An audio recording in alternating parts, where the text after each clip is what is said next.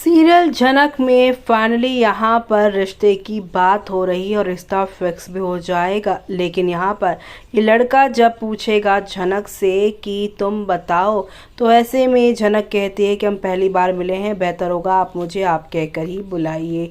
इसी बीच यहाँ पर अब अनिरुद्ध आ जाएगा और जब उसे पता चलेगा रिश्ता फिक्स हो गया है तो अनिरुद्ध पूछेगा लड़का है कौन, जिससे सभी लोग बहुत ज़्यादा शॉक्ड हो जाएंगे कि अनिरुद्ध ने क्या पूछ लिया।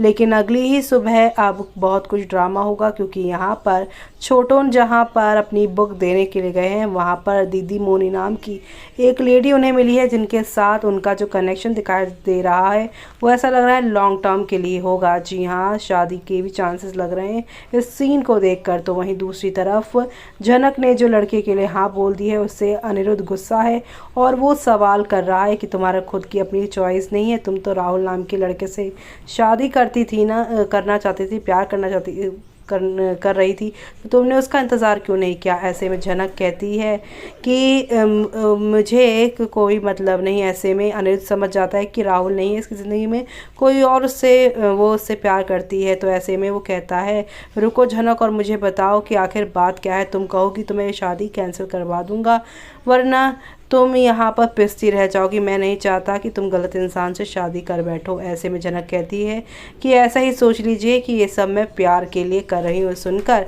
अब अनिरुद्ध शॉक्ड हो जाएगा। लेकिन अगली सुबह झनक के लिए अनिरुद्ध कहेगा कि मैं उसके साथ उसकी शादी की शॉपिंग करने जाऊँगा, जिससे झनक हैरान हो जाएगी। और दूसरी तरफ बिपाशा कहेगी कि अगर तुम झनक के साथ जा ही रहे हो तो यहाँ पर अर्शी को भी साथ ले जाओ। लेकिन अर्शी बोलेगी कि मैं ऐसे ही किसी के साथ नहीं जा सकती।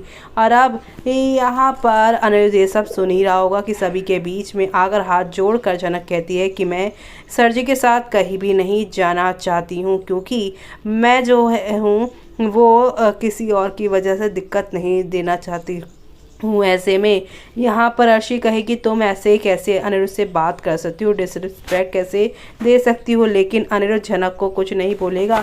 जो सारी चीज़ें यहाँ पर नोटिस कर रही होगी अर्शी अब उसे यानी कि अनिरुद्ध को डेट पर ले जाएगी और कहेगी कि डिफरेंस बहुत साफ दिख रहा है, तुम झनक की शादी होने नहीं देना चाहते हो और मैं किसी रैंडम लड़की से यूं हार मानने वाले में से नहीं हूँ। यानी इशारों ही इशारों में सही, लेकिन वार्न कर दिया है अनिरुद्ध को।